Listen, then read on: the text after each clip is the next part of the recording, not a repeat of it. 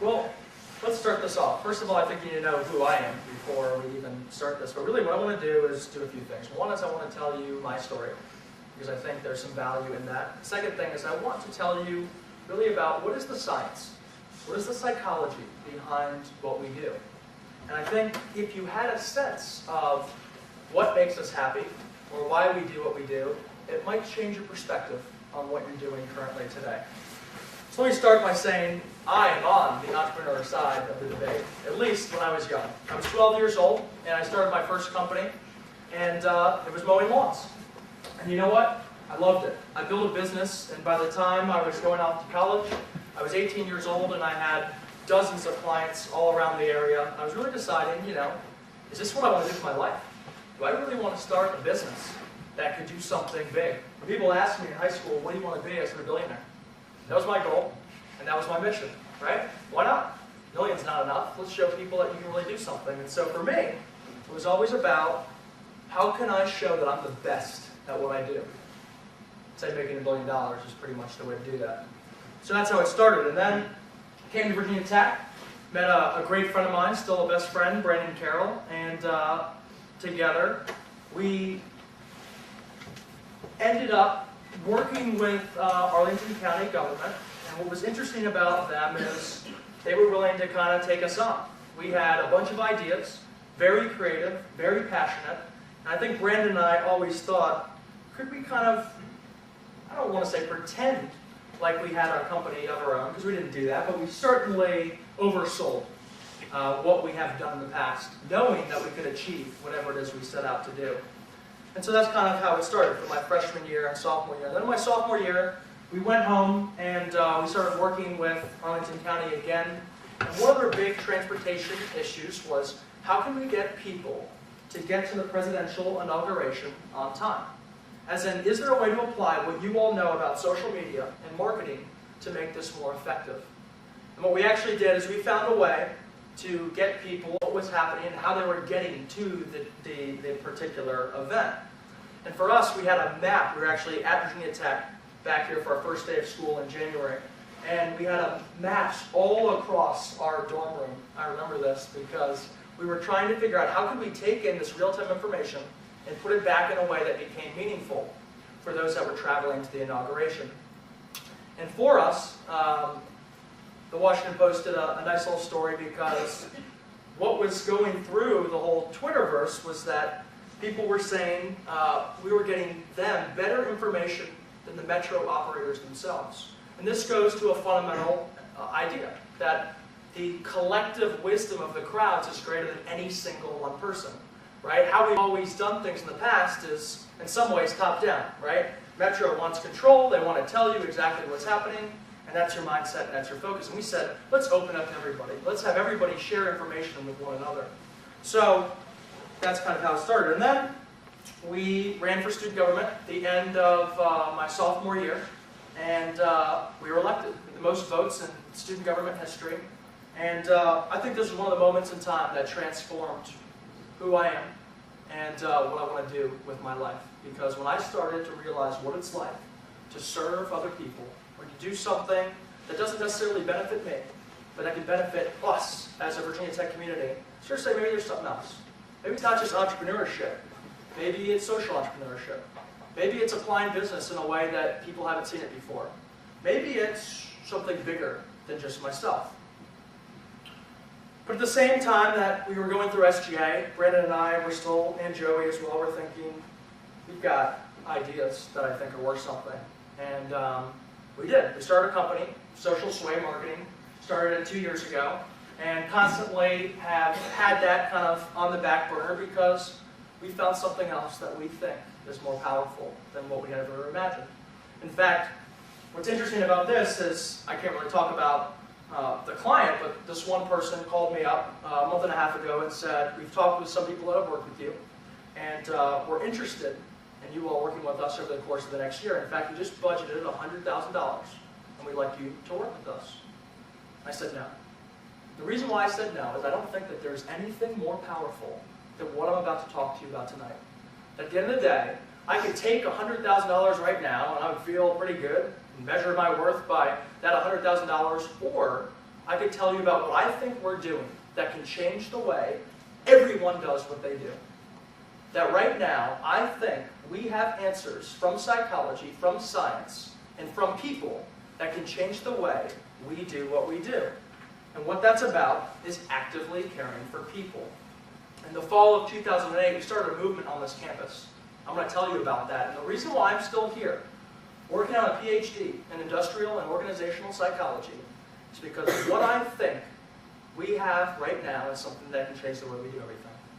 And the reason why I think most of you, those entrepreneurs out there, would be interested in industrial and organizational psychology is because it's the human dynamics of business. As in, don't you want to know what motivates employees? Don't you want to know how to predict job performance? Don't you want to know how to pick the right people for your team and what works and what doesn't work? That's what we do. So if you want to make business more efficient, you've got to understand the human dynamics. You have to understand the psychology of it all. So I'm on the education side of the debate, but it doesn't mean that's where I started. And I can give you a good perspective of that. So even when I was a little guy, probably sticks right there, that's my grandpa. That was probably the first lawnmower I was ever on, and started this business a long time ago. And you know what? I loved it. I loved it because one thing that we know about psychology is that there are three things that determine whether we are self-motivated. One of them is choice. And in school, never had a sense of choice, right? We're being told what to do. We have homework. We have that. I had choice. No one said, go out and start a business. My mom started saying at 12 years old, if you want whatever you want, go make money. Go make it happen. So I said, okay. I had choice. And I picked something. The next thing that we know about psychology, back from research in the 70s and 80s, and still continues on today, this theory of self-determinism, is that we need to feel competent. So the more and more you do something, and you feel good at it, the better off you're going to be in terms of feeling a sense of self-motivation. Third part, community. That I had buddies with me that were working on it, that even my clients felt like a community to me. They were talking to each other, they were spreading the news, and for me, yeah, it was a small lawn business. It's not some billion-dollar venture, but it started me getting thinking about a lot of different things. And so at 12 years old, I always had this spirit of, you know what, I really want to do something. I really want to show that what I can do is valuable, that I can make a mark in some ways on the world. And so that's kind of how it all started. But you know, the interesting thing about that whole billion-dollar goal that I talked about, if you asked me my senior year in high school, where am I at? I would say $1 billion. That's my goal. That's where I want to be. Steve Jobs, right? We're looking at someone that has net worth about $7 billion, right? Well, dead now. But this individual, I'm at $7 billion. But that's not Steve Jobs' story. That's one of the metrics by which some of us that don't know enough about him say, wow, pretty successful, did a pretty good job. This is the quote that I think fundamentally changed the way I think about what I do. We're here to put a dent in the universe. Otherwise, why else would we even be here? Think about this for a second. Steve Jobs quit his role with Apple like a month before he died. Do you really think in his mind he's thinking, I'm worth $8 billion right now. I would love to be worth $16 billion by the end of the year, even though I know I'm going to die in the next month or 2 months. No. He believed that he was delivering great products. He believed that what he did changed the world, and it did. He revolutionized industries, and we know that he did. So in his mind, he changed the world. And I absolutely agree with that. So his mission was not money. His mission was to change everything. And in the process, he made money along the way. It's a very different mindset than for some of us that are out there. Going back to SGA, I'm glad Nathan's here. Surprising him. Nathan was on our exec team, and this, again, was one of the most influential moments, I would say, in my time at Virginia Tech. We ran a campaign that was about you all, about students. It wasn't about us. In fact, when people said, you know, what's this all about? Why do you guys really want to run? We said, because at the end of the day, if we want to change what this Virginia Tech place looks like, then it's going to take each one of us participating. So we were on the drill field for 3 weeks straight with whiteboards that we were lugging from Pritchard all the way onto the drill field, and we're holding them up and we're asking people, just tally off, which of these issues are most important to you? And so we were constantly all about how can we get people's feedback, how can we engage them in a process, and how can we empower them to shift their own environment? The reason why this is important is when I start to talk about actively caring, it will give you a framework for what we've always been about. And what I mean by that is, if we want to change the world, it isn't going to be one person in a room that says, this is the next great idea. It's going to be about all of us saying, we're going to do something that's never been done before. It's going to take the person to your left and the person to your right, and those mentors, and you didn't get there by yourself. You know, we want to convince ourselves that our success, is because of us. And sure, yeah, it's a good part of it. But there are so many people along the way that got you to where you are. And the fundamental mistake that I feel like many of us can easily make is, I'm here because I'm smarter, or because I'm better, or because I work harder. And yeah, there's a lot that says that that's true. There's a lot that says that other people along the way helped you get there. And sometimes we forget to recognize that. So let me ask you all a question. Why do we measure success in terms of money? I mean, what else do you guys measure when you think about feeling a sense of worth? What makes you feel like you have worth, I guess I would say, on this planet? That what you do actually matters? Anyone think of anything? Yeah. Like overcoming a challenge or doing something that you recognize is difficult for you? Absolutely. So right there, in terms of putting it in a psychological sense, when you're overcoming something, overcoming barriers, there was a natural consequence that you got, right? You went out and you did something that you knew was tough and it was really hard, and just achieving it was a goal, was reaching a goal in itself. Is that true? Mm-hmm. Yeah. And so when we think about that, there are a number of ways that we try to get people to do what we want, right? We'll control them and in plenty of different ways, and grades are a mechanism of control, if you really think about that. And so we know that people aren't necessarily accountable for themselves. And what we need to help people do is see the natural consequence for what they do. So what do I mean by that? When someone solves a math problem, there is a natural consequence when you solve that math problem, right? You got it right. That's it. That's the reward in and of itself. And I think one of the problems that we've come to right now is we have so many different contingencies that are out there. We're asking people, guess what? Teachers, we're going to start rewarding you if your classroom starts doing better, right? Pay them more. That's going to get people more excited. And yeah, there might be some truth to that. But there's other things that we do. Right now, would you show up to class that you hate if there was not a grade? Does anyone want to raise their hand for that one? No. Absolutely not. And so there are things that we have in place that keep us accountable. And that's important. Because you know what? The problem with just saying, yeah, all of us can do whatever we want to do, is that that person who's solving that math problem, that's, say, in second grade, without a grade at all. So there's no grade to get, but they're just solving it. The problem with that is if I'm not successful, if I don't feel like I overcame that challenge and I can see, wow, I really accomplished something, I'm going to stop. And so the problem right now, if you think about education, is we have people that are not inspired to do more. We have people right now that are so focused on the grade of what I have to just accomplish, just to move to the next thing, that we're not focused on what's actually happening. And I think Nathan's going to talk a lot about that when we start to bring in this particular debate. But what I really want to go to is the science. Maslow's hierarchy of needs. How many of you have heard of Maslow's hierarchy of needs? Okay, yeah, a bunch of us. I want to convince you right now, for those of you that say you want to achieve a certain amount of money to show that you're worthy, that's not it. What we know, based on psychology, is that all of us strive for that right there at the top of the pyramid. Self-actualization. That we want to feel that we have accomplished something, that we are good at what we do. At the end of the day, as human beings, we want to be the best that we can possibly be. And money just becomes a reflection of how good we think we are. So when I tell someone, oh yeah, I made $1 million last year, wow, the person must be pretty good at what they do, right? That demonstrates competence. That demonstrates that they're pretty intelligent, I would say. Demonstrates that they work pretty hard. And so money becomes that shorthanded metric to say, yeah, you know what? I'm pretty good at what I do. But what I want to convince you of is that that's not it. That all of us are striving for this sense of self-actualization, and that we're using money as the simplest way to say, hey, guess what? I'm worthy. Hey, guess what? I'm valuable. Hey, guess what? maybe I've done something that matters. And I think if we can change our paradigm, if we can start to think about something different than money to measure our own worth, we can change the way we do what we do. So, let's keep going. Before Maslow died, one of the things he said is that the greatest feeling he ever got in his life was seeing the success of the people that he helped. As in, before he died, he republished that pyramid and he said, self-actualization is not the top of the pyramid.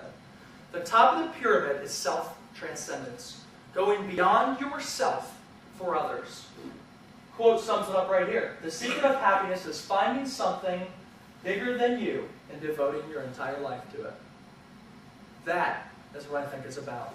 And in fact, the science suggests that that's exactly what it's about. In fact, if you ask people, does your life have meaning? Of those that say yes, 70% are happy. Of those that say no, 70% are unhappy.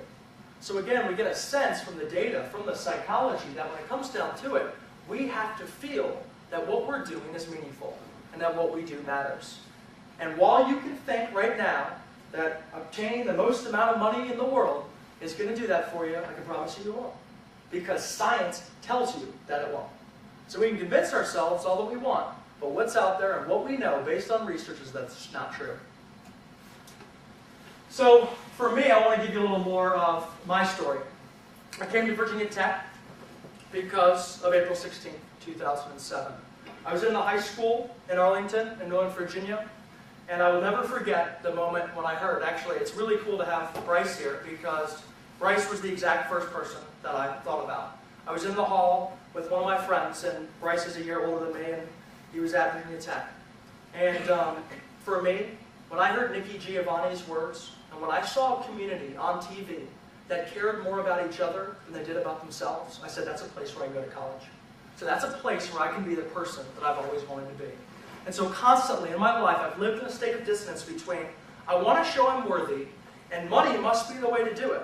But then I come to college, and I meet people that change my whole worldview. The science right there to know that it's not about money. I'm just trying to achieve a sense of self-actualization. And then I meet people that show me, you know what? Maybe there's a lot more to life. Maybe at the end of the day, what it's about is leaving a legacy that's bigger than ourselves.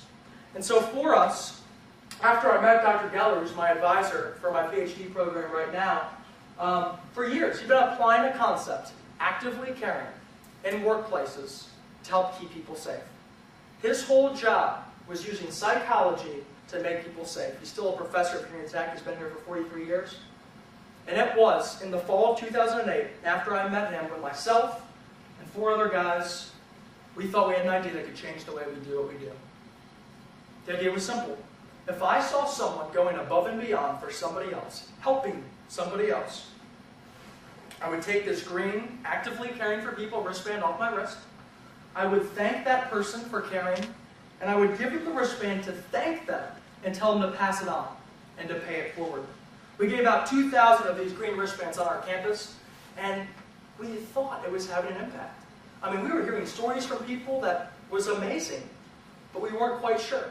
You know, what was actually happening?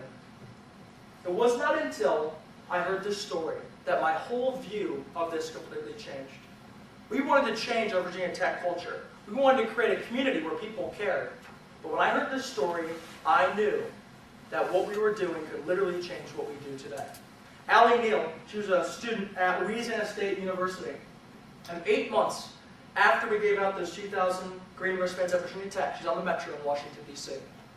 She's on the metro, and she sees a guy across from her who just seems really upset. This guy's just having a terrible day. And most of us don't have the courage to say to that person, are you okay? But Allie was different. Allie looked at him and said, are you okay? That's it. And he said, no. I've had the worst day of my entire life. She said, wow, I could sense something was wrong, and I just wanted to say something. And sure enough, the metro stops, and Howard goes to get off, and he says, wait, I want to give you something. He rolls up his sleeve to reveal one of the 2,000 green wristbands we'd given out at Virginia Tech almost 8 months before. And when we heard that story, we asked ourselves two questions. One, is it possible that asking someone, "Are you okay?" could really make a difference?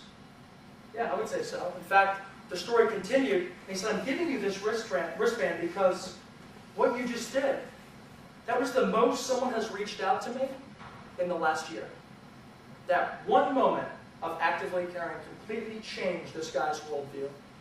And Allie was the one to make that happen. And the second thing we asked ourselves is, how did this one guy in the metro receive this actively caring wristband? Right now on my wrist, I've got 14,006. So these wristbands have been all over the world. In fact, there's 82 countries that have shared their story on our website right now, where we can show people that if we recognize people for the good that they do, we can see how that one band travels through a number of different people.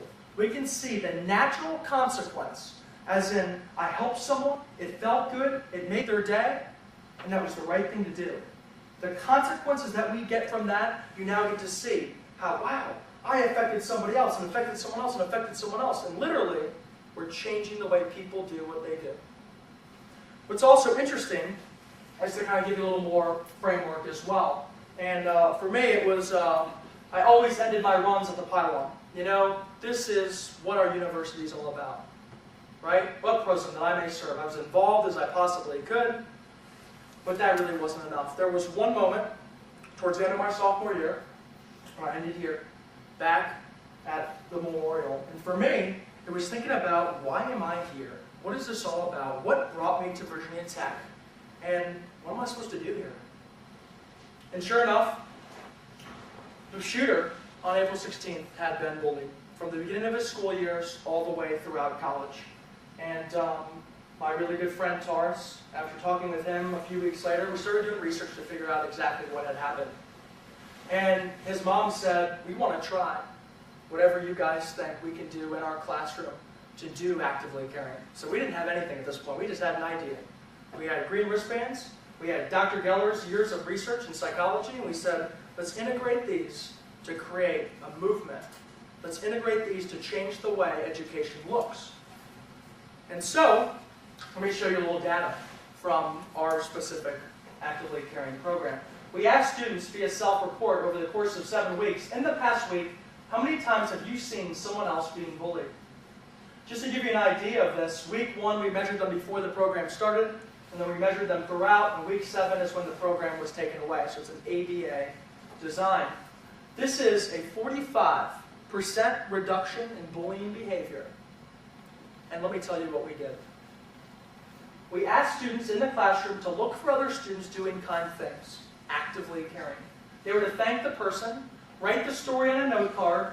At the beginning of every day, the teacher read 3 stories and wore 2 actively caring wristbands. So the person that wrote the kind story and the person that did the kind act both received those 2 actively caring wristbands to wear for the day as kind of the heroes. What's remarkable about this is we were in this school for 5 weeks of time. We reduced bullying behavior by 45%, and we never once talked about bullying. All we did was teach people what it means to care. And think about that. All the time, what do we do in education? We punish people when they get it wrong. We give them bad grades. We convince people that what they're doing isn't right. We haven't given someone to strive for. We haven't given people the right thing to model, the right thing to do. And that's all we've done here, is we've asked people, recognize the good that's already around you. And sure enough, we see this huge shift. But not only do we see this huge shift in terms of the data, this is a school in New England, Virginia. The principal called me up and he said, "Shane, we've got an issue. Actively caring, can we use that language for something we want to do?" And I said, "Sure, what do you want to do?" He said, "Well, we asked the 6th graders, before they graduate, what would they like their class gift to be for the school? And they decided they wanted a stained glass window that said, Colvin Run, which is an elementary school, actively cares for people. That these 4 green wristbands stand in a cafeteria for all these students to remind themselves of what they think their culture is all about." I've got some of our coaches over here. These are my folks and my leaders that do research with us in the Center for Applied Behavior Systems, the Center for Peace Studies and Violence Prevention at Virginia Tech. And they've been going into middle schools and teaching students around Blacksburg what it means to actively care. They'll go into the classroom and they'll teach a lecture, and they'll find ways to engage these students around a number of different principles. What's very cool about this, and I'm going to get into why education is so important. Arnie Duncan, just a few months ago, I think in February, or in last September, said, if you want to make a difference in your community, if you want to do some tough work, but amazingly rewarding, inspiring work, there's nothing more important than you can do than to come back to your nation's classrooms and come back to your communities and help out. That right now, what we have put in place and what we're working on is how can we shift education nationwide. We want to create a program based on science, based on research, where colleges across the country would get trained on how to deliver actively caring lessons in schools. And we're going to teach middle school students across the nation what it means to actively care. We're going to teach people what it means to be empowered, to be self-motivated, to be part of a culture that promotes the right thing as opposed to prevents it. So why is education so important? I thought we might have time for a video, but I've got to give Nathan his time with me too. So what I do want to ask you is this question. How many uses can you think of for a paperclip? Throw out some numbers. Just throw it out loud. What do you think? Real quick. One, okay. What'd you say? 6, okay. 100. Wow, okay. 70, okay. Anyone else? Okay, well, let me give you a sense. When you ask most adults, you know what they tell you? Between 5 to 15. Gives you a good sense of what that's about. You know what genius level is? It's 200, so it's twice what you said. What percentage of kindergarten students do you think scored at genius level? Throw out some percentages. 80%. 90. 98. Not bad. 96% of kindergarten students score at what is genius level on this question. And you know what this question is? It's a measure of creativity, and it's a measure of divergent thinking. At the end of the day, the ability to see a number of different solutions to the exact same problem is the issue that we're at right now. How many of you, especially my entrepreneurs, feel like the education system is messed up? Yeah, a bunch of us. How many of you really think formal education, college, high school, is almost a waste of your time? Yeah, even people over here. That what I want to really explain about what's happening right now is that we are convinced that education is messed up. We are convinced that right now we have a problem. And what we do naturally is we say, wow, formal education doesn't work. Most of you guys raised your hand when you said there's something wrong with it. But that's it. That's it. Something is wrong with it. And we've got to figure out a solution for how we're going to fix it. So really the question now is I'm giving you the background of some of the research, some of the psychology, why this matters. But I want to give you one more sense. In the United States, there are third world countries that have students that are 15 years old that score better in math than we do. That right now, we call ourselves a country that reflects an American dream, and it's not there. Well, what do I mean by that? If we look at the American dream right now, we look at the data that's out there. Time Magazine did an article a few months ago, and they defined, just so you know, the American dream as middle class, right? So an annual income of 300% above the poverty line, or $66,000 for a family of 4 at age of 40. So that's what we define as the American dream, as operationalized. So what is this showing us right here? If you are born to an upper class family, you have a 72% chance of achieving the American dream. However, if you're African American, it's 50%. If you're a woman, it's 62%. If you're born to a low-income family, it's 52%. How's that possible? How is it possible that the United States of America, that has a foundational principle of the American dream, it doesn't really exist? We talk about it all the time. We've talked about it for decades of this is what our country's about, that anybody, any person, poor, rich, white, black, could show that they're worthy of something, that they could show that they can achieve what is the American dream. Guess what? Right now, based on research, it doesn't exist. We are in a place right now in this country where if we don't change what we're doing right now, I can promise you that we are in huge trouble. And I think, in fact, I am convinced that the only way we can solve this problem is education. Because everyone, entrepreneurs and people on the side of education, raised their hand when I said, do you think something is wrong with education right now? Yeah. I think we all agree something's wrong. Yeah. I agree, but I don't think in college, I think the foundation needs to be set way better, way earlier. Because in other countries, you get the college plus undergraduate education by 12th grade of high school. I absolutely agree with you. Yeah, I'm not focused just on college. I'm saying we got to reinvent the way we do what we do. And we're talking pre-K all the way throughout college, so you're absolutely right. This is the other interesting thing. For those of us that are in college, you're probably not really aware of this particular statistic, but when we look at our generation right now, 16 to 29 years of age, those that are searching for work, right, so the unemployment rate, 45% unemployment rate of those that are between the ages of 16 and 29.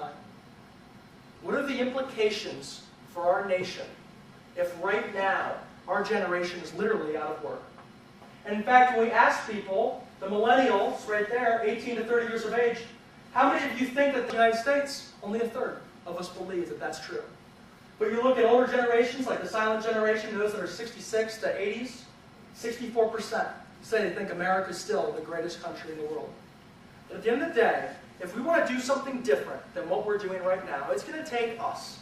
And when I mean us, I don't just mean everyone. I mean people like you. I mean entrepreneurs. And the reason why I say entrepreneurs is because you will think differently than the way most of us has been institutionalized to think. That really, if we want to change the way we do what we do, it's going to come down to people that think differently. It's going to come down to people that think creatively, that are curious, that say, you know what? There is something so wrong with this education system that we've got to fix it. Because if we don't fix it, think about what the ramifications are for this entire country. In fact, think about this. You're an entrepreneur, right? You believe in entrepreneurship. Yet I'm showing you data that says not everyone can be an entrepreneur. That in fact, most people, when it comes down to it, believe that we live in a meritocracy. That what you put in is what you'll get back. And you can believe that if you want. But I can show you plenty of research that suggests that you, as a white, upper middle class, Roman Catholic, male, heterosexual, that all those different factors right there contribute in a way that you can't even see when you're doing what you do. That all you're doing is you're walking around, and I'm convinced that I, as Shane McCarty, am the one that made it all happen. That my hard work, that my ideas are the things that changed everything. It's not true. That there are identity markers, that there are people, that there were opportunities that were extended to me that were different than you. And it was because of race, and it was because of sexual preference, it was because of your identity, it was because of your SES, and that's not right. And I think when it comes down to it, if we're going to call ourselves entrepreneurs, maybe it's more than just making $1 billion. Maybe it's realizing that it's about us, giving the next generation the opportunity to really be an entrepreneur. In fact, if you look at this guy right here, Salman Khan, this is a hedge fund manager. And this person right here has, it's hard to see, but he has a BS in math. He has 2 master's degrees from MIT. He has an MBA from Harvard. This guy was making millions of dollars out there, and he stopped it all to start Khan Academy. Khan Academy, right now, just to give you a sense of the impact that this is having. Nationwide, there are 30 million lessons that are online right now for kids to educate themselves online. 1 million unique student visitors per month. It's remarkable. This guy's changing the way education looks. I'm going to end on this note before Nathan comes up. And that is, I was reading a newspaper article, and they said, Khan is the last person one would ever expect to reinvent education. And I saw that, and I have to disagree more than anything for two reasons. One is, he is the first person that should be reinventing education. This is someone that went through and got 4 degrees, from a BS to an MBA and 2 masters, from some of the top universities in the country. And you know what? He, like many of us, probably convinced himself that, you know what? He just worked harder, and he's just smarter. And maybe he has all those things. But I guess my thing is, maybe the person that benefited the most from this education system has a right to change it for those that didn't. And in fact, as entrepreneurs, as people that say our education system is messed up, instead of running away from it and saying, you know, this doesn't work, this isn't for me, this is a waste of my time, it's your job, in fact, your responsibility to say, you know what, I'm going to leave this better than when I came to this world. I'm going to make sure that my legacy is about passing it on to somebody else. That maybe I don't become the best entrepreneur in the world, but maybe 100 people do because of me. And I think that's the thing. That's the challenge. That for us, it's not about entrepreneurship. It's not about education. It's about people that are going to be social entrepreneurs. If you want to be an entrepreneur, change the world. Okay? Don't half-ass it. Change the world. If you want to go into education, change the education system. We need people that are going to do both. But when it comes down to it, if you are an entrepreneur and you call yourself one, do what it takes to change this education system. Because we need people like you that think different and that want to change the system to make the world a better place. So, we've got some time for the big dog. Let's do it, man. My buddy. You look good. How you You doing? too. That was Catholic.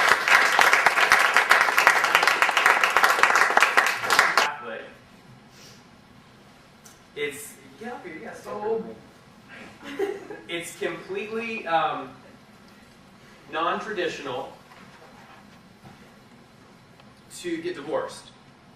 But the best deal and the best negotiation I ever made in my entire life was facilitating my parents' divorce. Now you may say, what is he talking about? He has this background, it's not traditional thinking, I love my parents, got a big family, but I would be at home, and my dad would go out and cut the lawn and start at 10 a.m. in the morning, and he would feel like he couldn't cut the lawn unless he had a beer. So he started at 10 a.m. every day. And by the end of the day, it got to the point where the household, the whole household, felt like it was walking on eggshells. And I said, this doesn't make any sense. And there would be times where I would physically feel nauseous riding the elementary school bus home because I had no idea what state my dad was going to be in. And I'll never forget it. It was the year before I was coming to college at Virginia Tech, and I was making myself a peanut butter and jelly sandwich to go to school, and I accidentally spilled some peanut butter on the washcloth.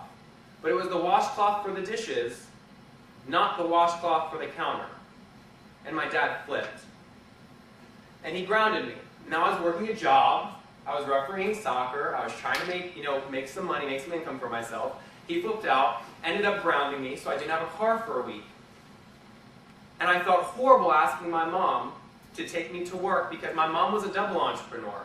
She had her own consulting firm and rented out properties. My dad was a coal miner who absolutely hated putting money in a bank. So when I realized that I was going to be leaving the house and I had 2 younger siblings, Rochelle and Seth, I realized that it was going to be very, very difficult, or I felt it was going to be very, very difficult for them to have a healthy upbringing if both my mom and my dad were in the same house. So I stepped back and said, why doesn't this make sense? And I came to the conclusion that it didn't. So I helped my mom negotiate with my dad and told them that they must get divorced before I left for college. And the reason I said that was because I knew, being a child as opposed to a parent, what it would feel like to my brother and sister. And so by taking this non-conventional thinking mechanism and stepping kind of outside the realm of what is consistent with society, I was able to have an analysis, recognize a problem, make an analysis, and then interject a solution. My dad is now happily working at Redskins Park up in Ashburn. Even though they had a horrible year this year, he's enjoying it. My mom is out in Colorado. Her new house is called the Simple Dream Lodge, and it's all about how she was able to escape from the eggshells that my dad laid on the ground. And she's now executing her simple dream. They both still talk. They both support both of my children, and I have much better relationships with all of them because of it. This story is something that I think is at the core of the reason I became an entrepreneur. It's this idea that Shane talked about, where you look at a paper clip and you say you can use it to put two pieces of paper together. You could use it to do all kinds of things. You could, there's one thing you can do with it, or there's 200. And the problem is that education where it's at today, Shane talked about money being the driver of things. Education is a business. And the unfortunate thing about that is it's not a fair business. In fact, education is ripping off you guys. There's no competition. There's no alternative choice. There's not an alternative choice that's supported currently. So when I recognized this, when I was sitting in classrooms, when I was sitting in things just like you guys, I was thinking through, what the heck, what could I do? Why wasn't I motivated to do these kinds of things? And it broke me. And I don't know if I knew you guys at this point. I don't know if it was before the campaign or after the campaign. But I had started getting invested in stocks. And I was in a stock market class, and I couldn't get motivated to go to class because I didn't feel like it was pertinent. They were teaching from PowerPoint slides that seemed to be 10 years old. Nothing was relevant. The teacher was tenured. And so in order for myself to get through the class, I had to take $3,000 of my own money, put it in stocks. And because I knew nothing about stocks, if I wanted to keep that money and not lose it, I was going to have to learn how to manage it. And this was like a paradigm shift. And I'm going to stop right after this because I want your feedback.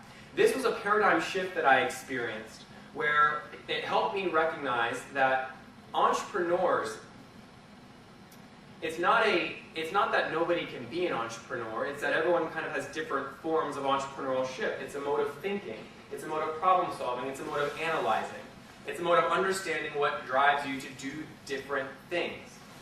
And so, after that, I decided to jump into the world of entrepreneurship. When I realized, I saw a graph just like the one you showed about unemployment, and I realized that little paper, the college degree, is basically a glorified receipt for all that money you just put out for education, because it does not mean you have a job coming out of college. And so I decided to take it into my own hands and said, let me start something and see if not only can I create a job for myself, but build an organization whose main mission is to empower small business owners who are most likely the victims of the education system who couldn't get their own jobs, so they started their own companies. And that's what LeJour is about today, empowering small business owners to craft their businesses online. So these are some of the assumptions, Shane, that I made as I was going through the education system. I was hoping that you were going to come in here and completely disagree with me so we could just go at it. But a lot of the stuff you said I completely agree with. I would love your feedback based on you've known me for a while and what you've seen. Yeah, and back at you. I mean, when it comes down to it, I skipped a bunch of my classes. When it comes down to undergraduate degree, it's worth it. I don't know if it was worth it.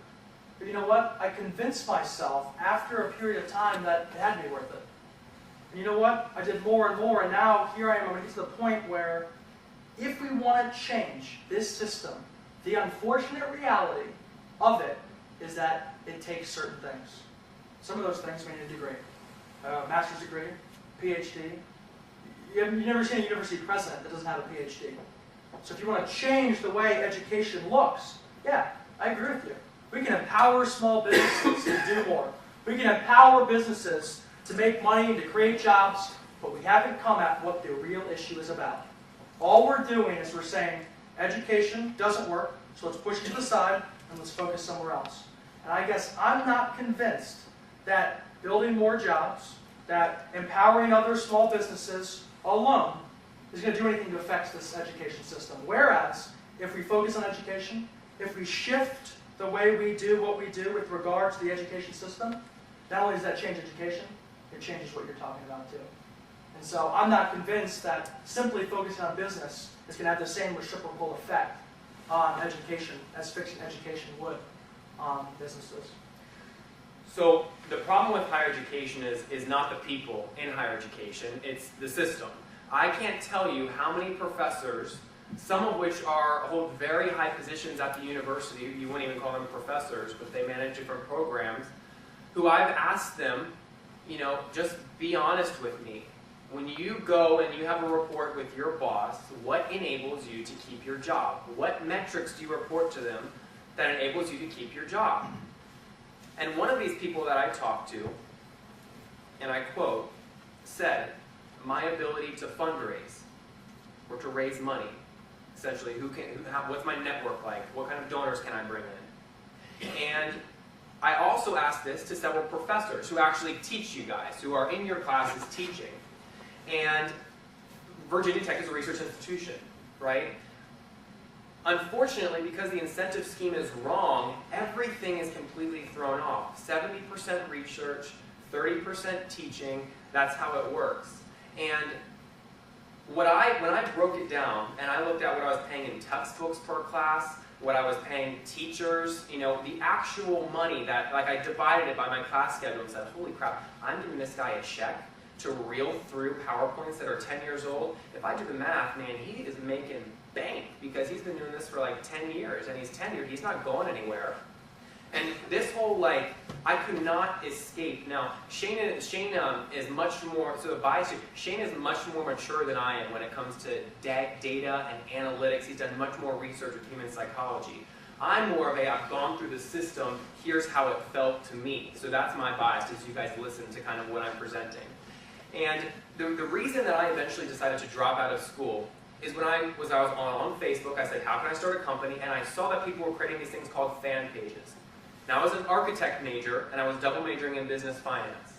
And I said, I want to create these fan pages for people. There's a lot of people that's really helping them build their businesses. Let me figure out how to do it. So that Christmas break, I went home, I opened YouTube on one side of my computer screen, and Dreamweaver on the other, and I watched this Chinese man who had uploaded hundreds of hours of his YouTube videos of training and tutorials of how to code an FPML. And I taught myself enough to be dangerous to create a machine which became Lejour that now employs 10 months or 11 months after starting, that now employs 7 full-time people and 4 part-time people. Sorry, none of which have a degree, by the way.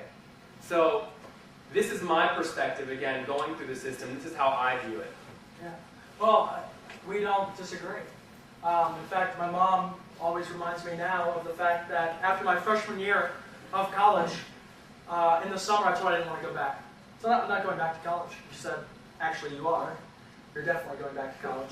And in terms of being in a system that's broken, I think we come from the same exact perspective. I agree. The system isn't really broken. But you know what? I feel so fortunate that on the way people pulled me in, good professors, great friends, and helped me realize at the end of the day, if there's something wrong with this education system, then me running away from it doesn't solve it. And so in some ways, going back to Con right there, what Nathan won't tell you guys, and that I know, is that we have the top architecture program in the United States. Guess who was ranked #1 before he dropped out of school, before he switched to finance in Pamplin? So this is someone that succeeded in an education system that is broken. And I think one of the challenges, and where I'm coming from, is that he is smarter than me. And he is the kind of person that if he got his hands on how to rebuild this system that is in fact broken, we could change the way we do what we do. And I know many of you are out there, you're entrepreneurs, and you're thinking, I'm creative, and I'm different, and I see what's wrong, and I see what it could be. And if you're going to convince yourself that simply going away from the system and starting a business is the best thing you can do, I want to convince you that that's not it. I want to convince you that at the end of the day, you have an opportunity to change the way everything looks. And that's by changing the education system as opposed to simply building a business. Yeah. How do you feel that we can change something when there's, I guess what you would call a monopoly over the system? There's ABET accreditation for like engineering schools, et cetera. And if the school isn't ABET accredited, meaning that they don't teach a very specific curriculum and meet certain metrics, then no one will want to attend that school. So they're actually encouraged to stay within the monopoly and not go outside the paradigm. I agree with you. The answer is go through the whole system like Nathan and I did. And my path was, I'm going to get a PhD. Because I think when it comes down to it, one of the things are you have to beat people at their own game. What I mean by that is when someone wants to play that, the guys get very competitive of, I did this, I did that, whatever, okay? Someone wants to talk about, I made X, Y, and Z money. Beat them at that game. Beat them at this game. Beat them at that game. I'm talking about competition, right? You believe in free market, right? So beat them at that game. And I guess when it comes down to it, not getting a degree, not getting a master's degree, not getting a PhD, not going through that system, not going to be able to change the system. So you're exactly right. And so I guess what I'm challenging you is, you have a skill set, you have a talent right now that, probably feels wasted sitting in an undergraduate classroom. Definitely. Feels wasted for me. But you know what? You have to have those credentials to be able to change what it is that we want to change. And so I'm saying, stay in school, build a business on the side, if that's really what you want to do. But you know what? Realize that you have a skill set that if you walk out and you have a degree now of 8 years of higher education, and you think like an entrepreneur, it's a dangerous combination. Because guess what? None of your professors think that way. And imagine if you could act on that entrepreneurial idea at the beginning of those 8 years that you started wasting. It's 8 years of lost time in the prime of your life. I just the other day bought myself Play-Doh, Lincoln Logs, and Connects. Because I was pissed off that I was sitting in an office where I thought it wasn't okay to be creative. And I remember the days when I'd get as a Christmas present, I'd get this big roller coaster Connects thing, and it was one of the ones where it brought balls up and it would go down a track. And I remember taking I was like, the directions say that I have to use these plastic chinks to make the thing go up and down. Why can't I switch that with the rubber lining that goes down the track, and the balls will make little bouncing noises as it goes down the track? So I changed the directions, rebuilt the thing, and I thought it was a lot cooler. Higher education beats the creative shit out of you. You have nothing left by the time you're done. This is me speaking. So I was getting in this thing where I'm like, I hate walking through the steps. I told my mom I was going to drop out, and she even told me, she goes, Nathan, you have to play the system. Not only that, she called up Grandma, and when Grandma calls you and tells you to play the system, something is wrong. And the problem is that you have these other countries, you have OPEC countries, you have India, you have China, that understand that it's a game, but students understand that if they come over here and take a part of that game, it immediately gives them leverage back in their home country where that little receipt looks really freaking good. And that's the problem. It's based on titles. It's based on the little email signatures you see from your friends who brag about the fact that they're in 10,000 organizations, and it's a competition to see who can have the longer email signature.